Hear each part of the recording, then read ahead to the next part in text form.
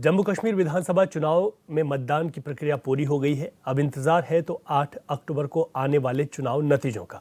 वहीं जम्मू कश्मीर की बीजेपी चुनाव प्रभारी महिला मोर्चा दीप्ति रावत भारद्वाज का कहना है कि जम्मू कश्मीर का चुनाव अलग था। वहां से 370 धारा और 35A हटी है। जो बदलाव वहां के लोगों ने देखा वो बड़ी बात है। उन्होंने कहा कि महिलाओं को जो सुविधाएं नहीं मिलती थी उनसे बदलाव हुआ है। साथ ही उन्होंने दावा किया है कि जम्मू कश्मीर में बीजेपी की ही जीत होगी। हाँ, उसकी भी तो बनती है, तो उसको भी तो देखना चाहिए। देश भर में हमारे पास एक हमारा हक है, जो हमारे पास कानून की हमारे पास व्यवस्था है वो वहाँ नहीं थी। पॉक्सो एक्ट वहाँ नहीं था। Sexual harassment at work place का जो एक्ट था, जो लॉ है, वो वहाँ एप्लीकेबल नहीं था। वहाँ की जो बेटी है उसको, उसके जो बच्चे हैं बेटी के, वो अगर कहीं और शादी कर लेती है, मतलब कि कहीं आसपास के किसी और देश में किसी व्यक्ति से शादी कर लेती है जम्मू कश्मीर के अलावा, तो उसके बच्चे उसकी प्रॉपर्टी को इनहेरिट नहीं कर सकते थे। लेकिन ये सारी चीज़ों में बदलाव हुआ। और इसके साथ साथ आप देखेंगे, जब हम वहाँ गए तो हमने पूछा जो वृद्ध लोग थे, तो वृद्धावस्था पेंशन, आप जान के हैरान होंगे कि धारा 370 से पहले वहाँ केवल 200 रुपये वृद्धावस्था पेंशन थी। जैसे ही ये हटी और यूटी बना, वो यूनिट टेरिटरी बना, उसके बाद से वहाँ पर 1000 रुपये पेंशन मिलने लगी। तो जम्मू कश्मीर चुनाव को लेकर दीप्ति रावत भारद्वाज का दावा है कि वहां पर भारतीय जनता पार्टी की जीत होगी। महिलाओं को मिलने वाली सुविधाएं हों, 3 तलाक का मसला हो, धारा 370, इन तमाम चीज़ों का जिक्र उन्होंने किया। उन्होंने कहा कि ये चुनाव बिल्कुल अलग था। अधिक जानकारी के लिए हमारे संवाददाता अरुण सैनी फोन लाइन पर हमारे साथ हैं। अरुण, और क्या कुछ कहा गया है और किस तरीके से दावा किया जा रहा है? जी रवि, बिल्कुल देखिए, जम्मू कश्मीर में चुनाव हो चुका है, मतदान वहां पर हो चुका है। 3 चरणों में जम्मू कश्मीर में मतदान हुआ है। 8 तारीख को जो है मतगणना होगी और ऐसे में तब ये निकलकर सामने आएगी कि आखिर जीत किसकी हुई है। लेकिन अभी से ही जो है जीत का दावा लगातार वो किया जा रहा है, चाहे विपक्षी दल की तरफ से हो या फिर सत्ता पक्ष भारतीय जनता पार्टी की तरफ से हो।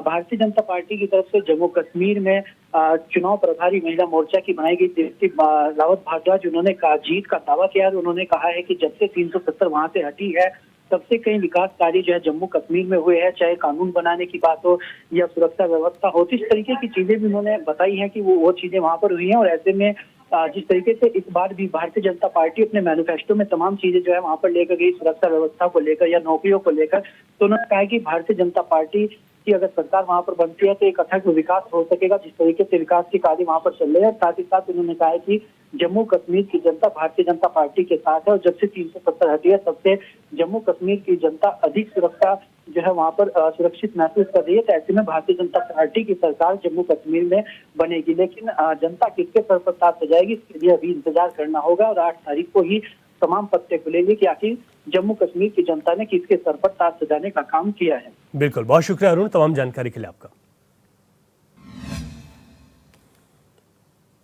आगे बढ़ेंगे। उत्तराखंड में यूसीसी को लेकर लंबे समय से राजनीति चल रही है। प्रदेश में यूसीसी कब लागू होगा ये भी अभी स्पष्ट नहीं है, लेकिन यूसीसी को लेकर समय समय पर नेताओं के बयान सामने आते रहते हैं। इसी बीच यूसीसी को लेकर मदरसा बोर्ड के अध्यक्ष मुफ्ती शमूम का बयान सामने आया। उन्होंने कहा, समान नागरिक संहिता प्रदेश में लागू होनी बहुत ज़रूरी है क्योंकि यूसीसी सभी धर्मों के हित में है। उन्होंने कहा कि यूसीसी में मुस्लिम वर्ग को किसी भी तरह का कोई नुकसान नहीं है क्योंकि नियम कायदे जो बने हैं वो सभी धर्मों के हित में बनाए जा रहे हैं। वहीं कांग्रेस पर निशाना साधते हुए मुफ्ती शमूम ने कहा कि कांग्रेस ने आज तक मुसलमानों का वोट ही लेना सीखा है, लेकिन कभी भी उनके हित की बात नहीं की, जो कि बहुत ही दुर्भाग्यपूर्ण है।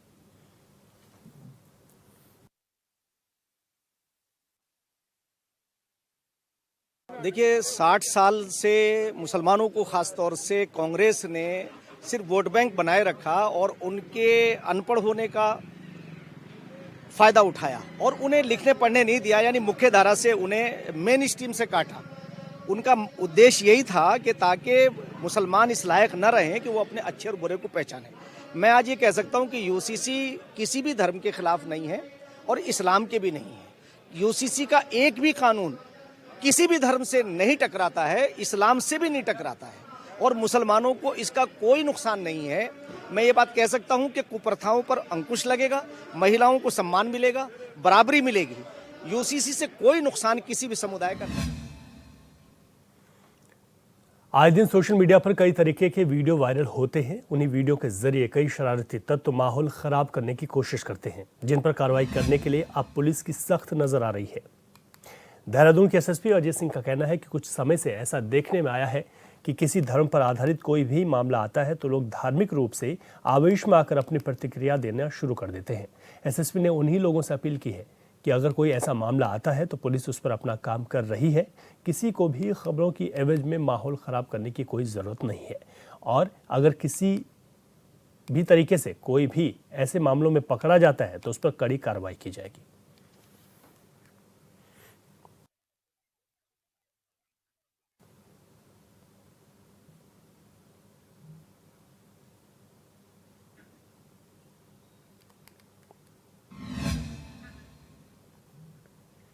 उत्तराखंड में जल जीवन मिशन के तहत कई गांवों में पानी पहुंचने का काम किया जा रहा है। वहीं उत्तरकाशी के मोरी में जल जीवन मिशन की योजनाओं में बड़ा घोटाला सामने आया, जिसमें एडवांस भुगतान के नाम पर 13 करोड़ रुपए तक गबन करने की बात सामने आई है।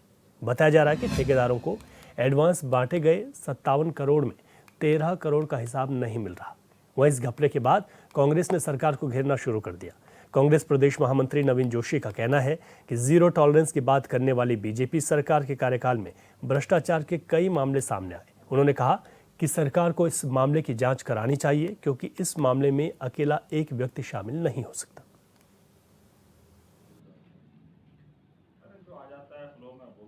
कहने वाली सरकार, उनके शासनकाल में किस प्रकार की घटनाएं हो रही हैं, ये मौरी के उत्तरकाशी के मौरी में देखने को मिल रहा है। वहाँ पे जो 13 करोड़ रुपए का जो जांच आई है, उसमें मेरे संज्ञान में आया है कि उसमें घपला सामने आ रहा है। अधिकारियों ने मिली भगत करके और जो ठेकेदार थे उनको एडवांस पैसा दे दिया, लेकिन काम उसमें कुछ नहीं हुआ।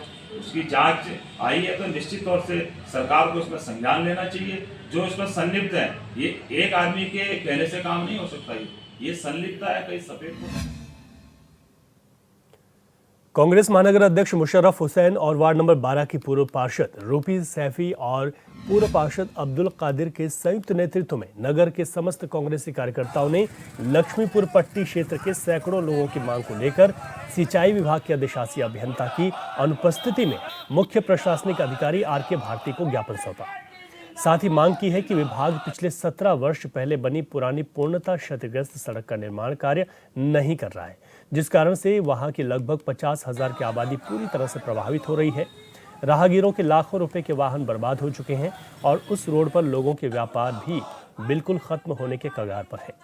पूर्व पार्षद अब्दुल कादिर का कहना है कि उन्होंने कई बार मुख्यमंत्री पोर्टल पर भी इसकी शिकायत की और लगातार नगर निगम को भी ज्ञापन दी, लेकिन इस सड़क को बनाने में सभी विभाग बहानेबाजी कर रहे हैं।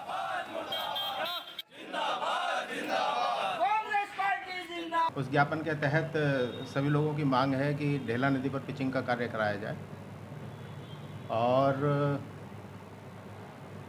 उसके नदी के किनारे किनारे जो है सर्विस रोड भी बनाई जाए।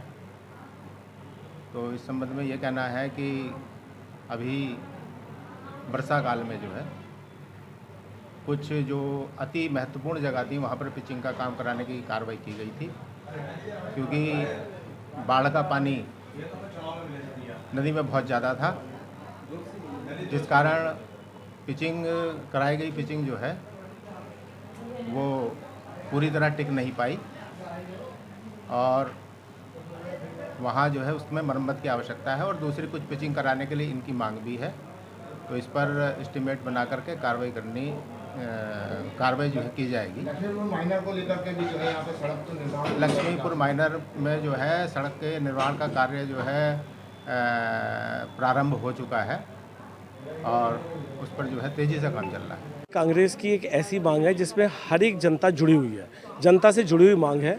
आपने देखा होगा शिवनगर कॉलोनी में जो लक्ष्मीपुर माइनर नहर का निर्माण होते होते रोक दिया गया और उसके बाद वो पूरा का पूरा पैच ब्लॉक कर दिया और उसके बाद पहुंच गए सीधा ढेला पुल के पास, जो नीति के हिसाब से कतई गलत है।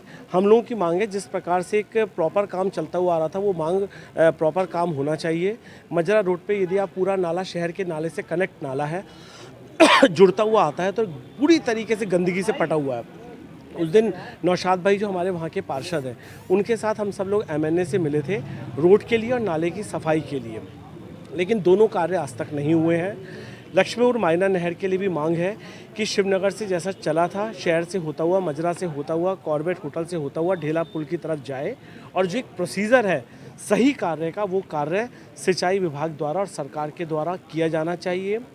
यदि सरकार और सिंचाई विभाग इस कार्य को नहीं करती है तो हम लोग पूरे लोकतांत्रिक तरीके से प्रदर्शन करेंगे, और जो ये मांग जनता की मांग है, इस मांग को मुखर होकर सरकार तक पहुंचाएंगे और ये कार्य नीतिगत तरीके से करवाने का पूरा प्रयास करेंगे।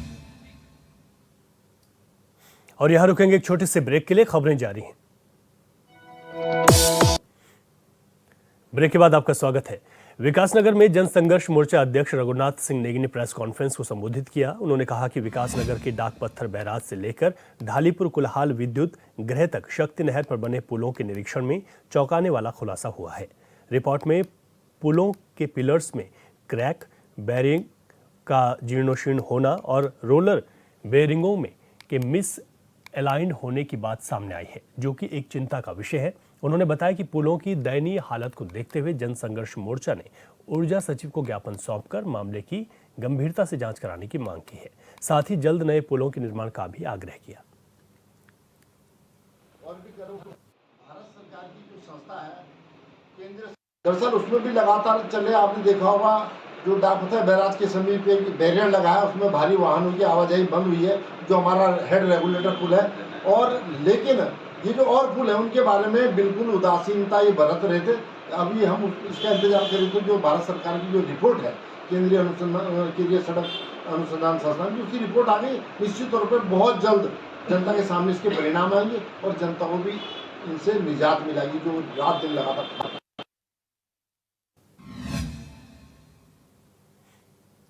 अधिक जानकारी लेते हैं, हमारे संवाददाता इलम सिंह हमारे साथ फोन लाइन पर मौजूद हैं। इलम, किस तरीके की और जानकारी मिल रही है और जो बात सामने आई है, अब क्या कुछ आगे कार्रवाई होगी? रवि जी, ये जो पूरा मामला है ये डाकपत्थर से जो कैनाल चलती है, ये यहाँ पर शक्ति नहर, तो इस पे कई सारी विद्युत परियोजनाएं हैं जिसको लेकर लगातार जन संघर्ष मोर्चा इसमें मांग करता रहा है कि जो इस पे भारी जो वाहन चलते हैं उसको लेकर। तो अभी फिलहाल जो है कई बार आदेश आते गए हैं, लेकिन इस पर कोई अभी तक कार्रवाई नहीं हुई है। लेकिन जन संघर्ष मोर्चा इसको लेकर तैयार है कि अगर इस रिपोर्ट के बाद भी जो है इस पे संबंधित विभाग शासन प्रशासन कोई संज्ञान नहीं लेता तो वो अब सड़कों पे उतरने का काम करेंगे।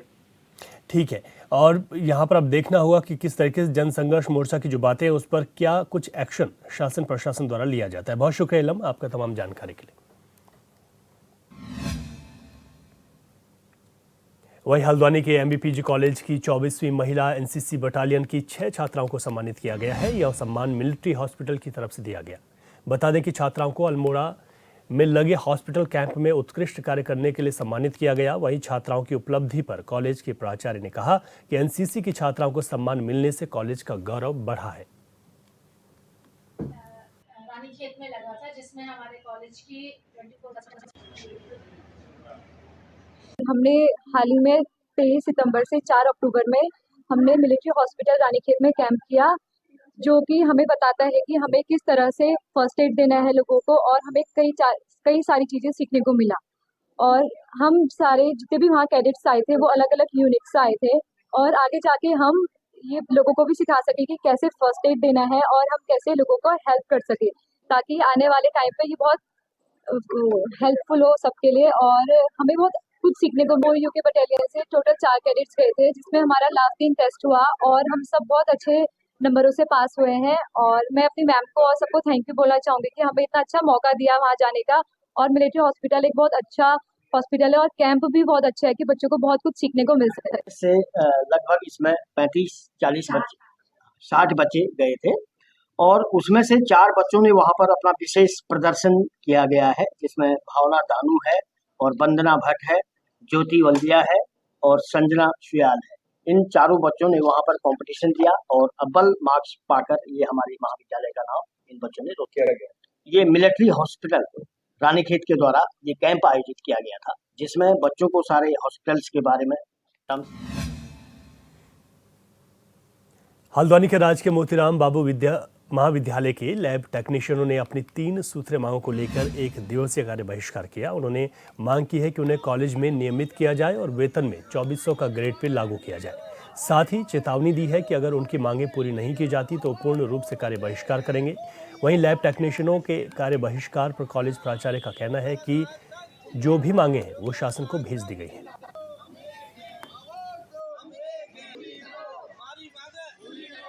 फीता बांधकर महाविद्यालय में कार्य करने के लिए एक आवेदन पत्र मेरे पास आया था। उनकी 3 सूत्री मांगे हैं, वेतन से संबंधित है जिसको ग्रेड पे बढ़ाना है। दूसरा उनका प्रमोशन की बात है क्योंकि वो लैब टेक्नीशियन प्रयोगशाला सहायक के पद पर ही नियुक्त होते हैं और प्रयोगशाला सहायक के पद से ही उनका ये कहना है कि हमें प्रयोगशाला जैसे क्लरिकल स्टाफ में प्रमोशन दिया जाता है उसी प्रकार से हमें भी प्रमोशन दिया जाए और ग्रेड पे हमारा 2400 से ऊपर बढ़ाया जाए। ये मांग लेकर ये यहाँ पर कार्य कर रहे हैं और काला फीता बांधकर विरोध प्रदर्शित। शर्त यह है, हमारी मांग यह है कि शैक्षिक योग्यता जो हमारे प्रयोगशाला सहायक हैं, जो 12th पास को ही इस प्रयोगशाला सहायक के लिए चुना जा रहा है, उन्हें ग्रेजुएशन किया जाए। ग्रेजुएशन में शैक्षिक योग्यता बढ़ाई जाए ताकि जो हमारे अच्छे प्रयोगशाला सहायक निकलें। और दूसरी मांग है हमारी ग्रेड पे के लिए 2006 से 2400 ग्रेड पे किया जाए। और तीसरी मांग है हमारी प्रयोगशाला सहायकों के जो स्टाफिंग पैटर्न 3 सूत्री मांगों के लिए एकत्रित हुए हैं। प्रयोगशाला सहायकों का ढांचा पुनर्गठन, ग्रेड पे 2006 से लागू और शैक्षिक योग्यता बढ़ाने की मांग हम लोग कर रहे हैं। काफी हमारे साथी ऐसे हैं जो वर्षों से इस मांग के लिए लड़ रहे हैं और रिटायरमेंट के आसपास पहुंच चुके हैं। उनका ग्रेड पे उसी पद पे रहते हुए ग्रेड पे वही रहता है उनका, और जो भी साथी हैं वो इसलिए लड़ रहे हैं आज की हमारा ग्रेड पे चेंज हो और स्टाफिंग पैटर्न लागू। नरेंद्रनगर में श्री कुंजापुरी पर्यटन और विकास मेले में इन दिनों रात में सांस्कृतिक और दिन में खेल प्रतियोगिताओं की बच्चे बहुत सीखते हैं। हमारे मेरे स्कूल में बच्चे प्रतिस्पर्धा आती है और वो देख रहे हैं, अगली बार वो कहते हैं मैम ऐसे ही करेंगे और हम इससे और अच्छा करेंगे।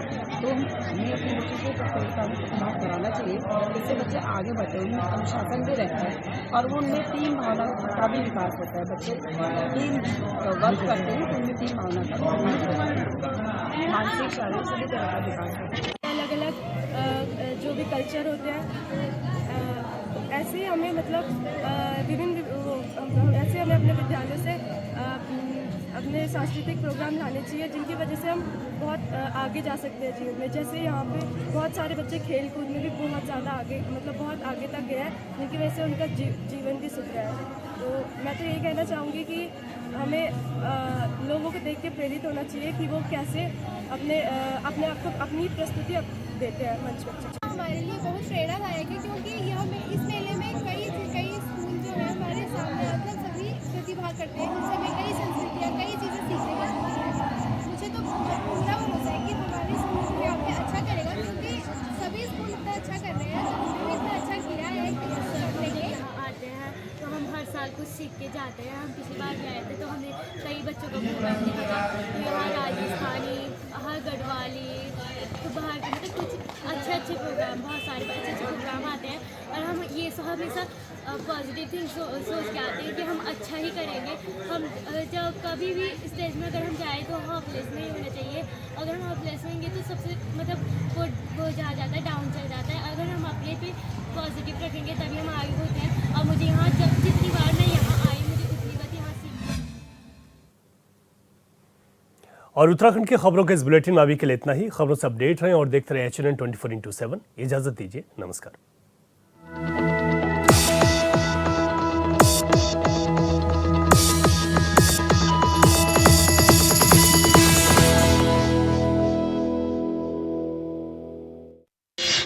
आपका पसंदीदा न्यूज चैनल HNN 24/7 अब टाटा प्ले के चैनल नंबर 1141 पर भी